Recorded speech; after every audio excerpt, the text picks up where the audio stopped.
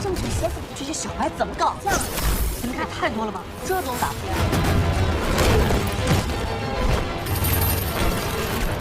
Dan seperti yang diperkirakan, penyerangan pertama mereka gagal. Lalu setelah Luoji memperhitungkan sebuah taktik, dalam waktu yang terbatas mereka mencobanya lagi.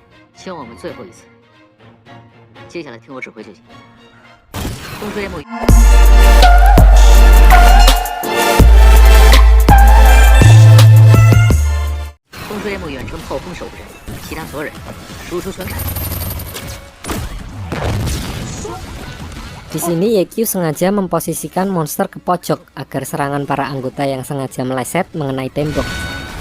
Dan ternyata itu yang direncanakan Yekyu dan Luoji. Di menit-menit akhir, karena temboknya dihantam terus, sebuah bongkahan batu besar jatuh menimpa monster itu dan membuatnya mati seketika.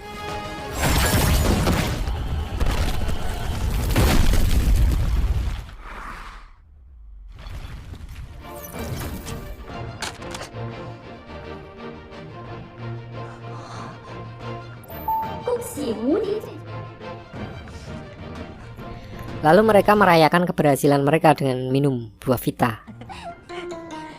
Balik ke Guoguo, diperlihatkan ini adalah benar-benar sebuah ujian untuknya. Lalu dia menunjukkan kepada Yekyu bahwa dia benar-benar mendukung Yekyu untuk membuat tim baru, walau dia tidak dilibatkan sekalipun.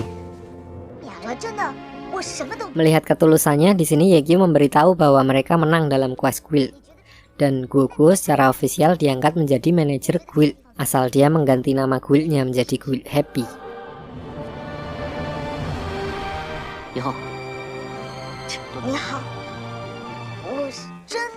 Setelah itu, Yekyu menjebak ketua guild Blue Rain untuk datang ke warnet Happy untuk mengajari Guoguo agar lulus ujian sertifikasi sebagai manajer profesional. Lalu beberapa bulan kemudian, waktu berlalu, member guild juga bertambah, dan saat libur tahun baru, Bauzi, Little Tang, dan Yifan pamit untuk pulang kampung satu demi satu. Lalu saat Yekyu sedang berbelanja untuk tahun baru, datang seseorang yang mirip sekali dengan Yekyu yang menggunakan dandanan sangat rapi.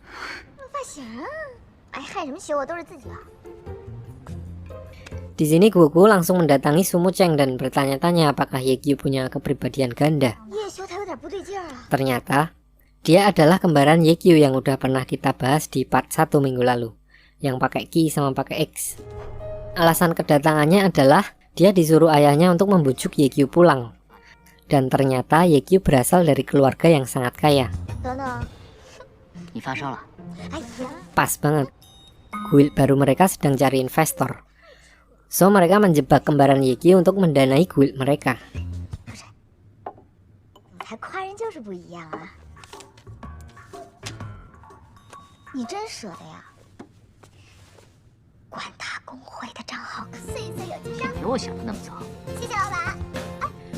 Melihat saudaranya bahagia di situ, udah happy, slow, udah yakin dengan pilihannya, kembaran Yekyu akhirnya pulang dengan membawa oleh-oleh mainan favoritnya dulu ketika kecil.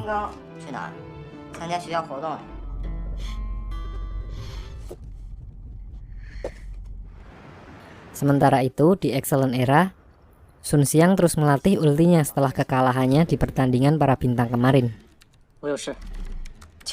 Singkat cerita, beberapa hari kemudian, Guoguo akhirnya lulus dengan ujian sertifikasinya. Lalu Little Tang, Bauzi, dan Yifan juga udah balik dari liburannya.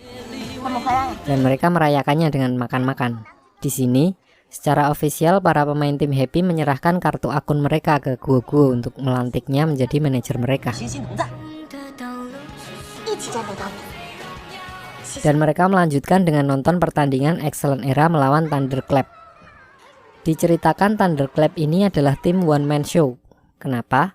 Karena hanya kaptennya Xiao Shikin yang terkenal sebagai satu dari 4 master taktis di Glory. Di sini diperlihatkan semua anggota tim lainnya tidak mempunyai cukup kemampuan untuk mengikuti cara bermain kaptennya. Maka dari itu, tim mereka berada pada peringkat terbawah. Dan karena kekalahan berturut-turut Excellent Era, membuat peringkat mereka juga menurun drastis dari yang tadinya juara menjadi peringkat nomor 2 dari bawah. So pertandingan ini menjadi seperti pertandingan akhir dari kedua tim. 我说什么呀？ Kalau kalah, salah satu dari mereka terancam akan tergradasi di musim depan. Di sini karena lawannya peringkat paling bawah, Sun Xiang langsung menunjukkan jurus barunya. Jurus yang sama yang menjadi ciri khas Yekyu, yang menegaskan bahwa dia bisa melakukan apa yang Yekyu lakukan. 伏龙翔天可以，看来要打龙抬头。 Namun, lawannya kali ini adalah Xiao Shikin, satu dari 4 master taktis, yang ketika mengetahui kelemahan lawan, dia akan memaksimalkannya habis-habisan. Lalu diperlihatkan Sun Xiang harus membayar karena udah pamer.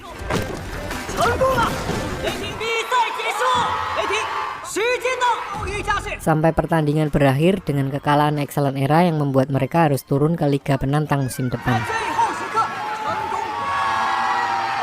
Hasil tersebut juga membuat geram para fansnya. Dan diperlihatkan di sini hanya Su Mucheng yang cukup mempunyai nyali untuk keluar dan meminta maaf kepada pers dan para fansnya.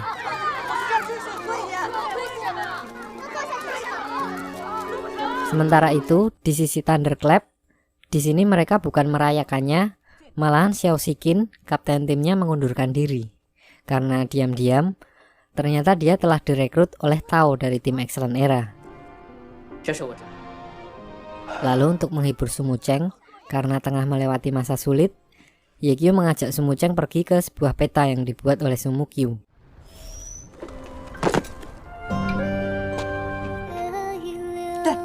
Dan tanpa disengaja mereka berdua masuk ke sebuah bug yang di dalamnya malah syahdu. Ternyata bug itu memang sengaja diciptakan Su Mukyu sebagai Easter egg di dalam game ini.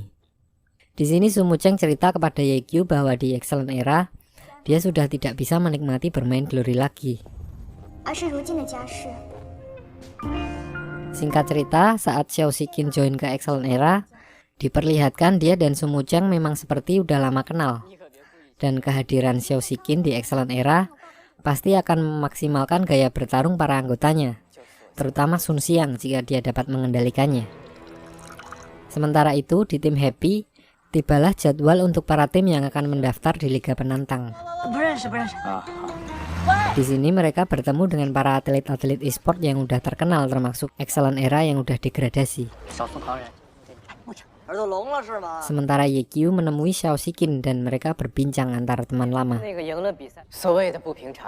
Dan besoknya mereka langsung bersiap menuju ke pertandingan seleksi, di mana mereka harus melawan salah satu dari tim besar untuk diuji kemampuannya. Dan lawan tim Happy kali ini adalah tim Tiny Herbs.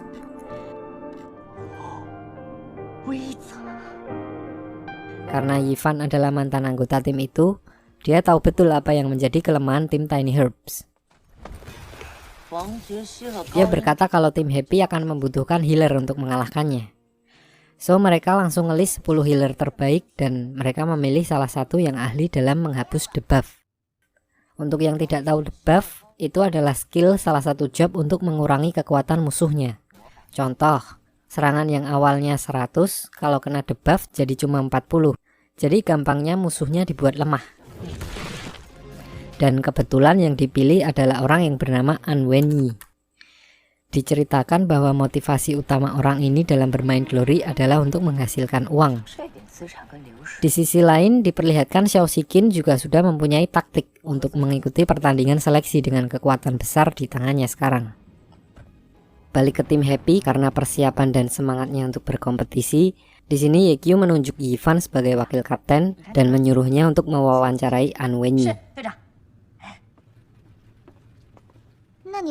Dan saat An Wenyi membahas gaji, Yekyu datang untuk mengetes kemampuannya.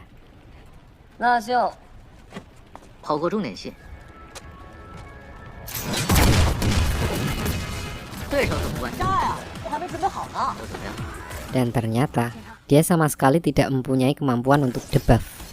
Namun kemampuan healing dan kesadaran situasinya sangat bagus. Diceritakan di sini An Wenyi menggunakan joki untuk menjadi top 10 healer. Dan para anggota tim Happy masih belum tahu.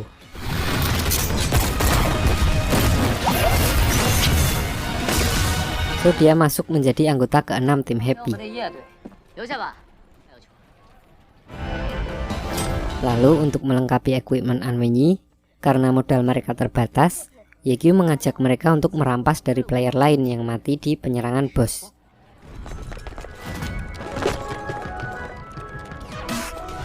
Di sini, untuk memecah belah lawan yang terdiri dari beberapa guild, Yekyu sengaja menyerang salah satu player agar keadaan menjadi kacau dan antar guild saling berantem satu sama lain. 那我送着你前的乱斗。哎，说什么平分野图报？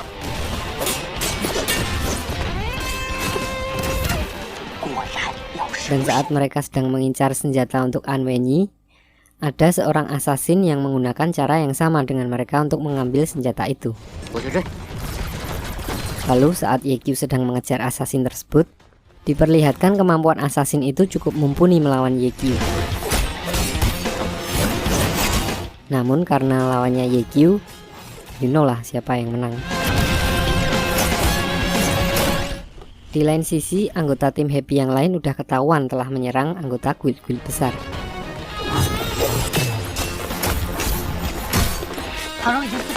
Kecuali Anwenyi yang dari tadi slow aja milih senjata. Namun karena inisiatif Yifan, dia merasa harus melindungi Anwenyi. Dan mereka semua malah jadi ketahuan kalau satu tim.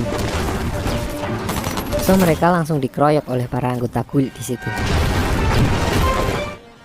Diperlihatkan di sini Yifan merasa beban seorang wakil kapten yang diberikan kepadanya terlalu berat, sehingga dia jadi terlalu over dalam mengambil keputusan. Kegagalan itu juga menjadi titik di mana Anwenyi akan menyerah dengan tim Happy.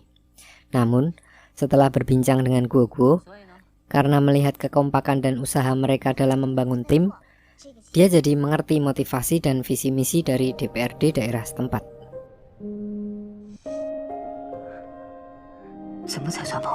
Singkat cerita, datanglah jadwal pertandingan mereka dengan Tiny Herbs.